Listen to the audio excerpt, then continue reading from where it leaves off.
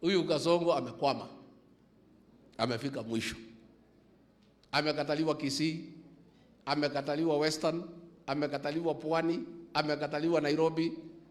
Hapa mlima ndio balaa zaidi. Nairobi kila pahali amekwama. Sasa anaona ile watu yake ya Wakalenjin watatoroka. Na Wasomali pale kidogo. Na ile watu wanampatia pesa. Sasa anafanya opinion poll ya uongo. Ati ndiye anaongoza. Nyinyi mmezunguka Kenya. Huyu Kasongo kuna pahali anaongoza? Anaweka opinion poll ya chama chetu cha DCP ambaye ndio chama iko na umaarufu katika Kenya. Sisi ndio tunaongoza Kenya 28%.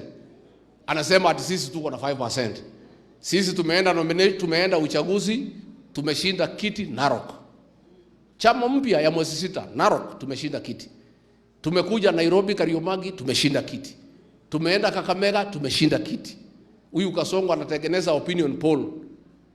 UDA ndio iko 5%, DCP iko 28, anapindua. Nataka kuambia watu wetu those are fake opinion polls. Au watu ya Infotrack for many years walisema Raila atashinda. Aliwahi shinda? Iko ingine inaitwa Tifa. These are fake opinion polls ambayo imewekwa na Kasongo. Na mimi nashindwa wanapigia nani simu? Walipigia nyinyi simu?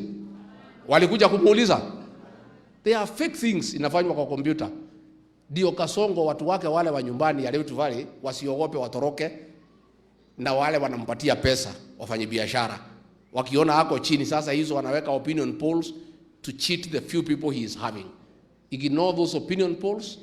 DCP is the most popular party in the country na imeonesha wakati ya by election tuendelee kutengeneza chama yetu.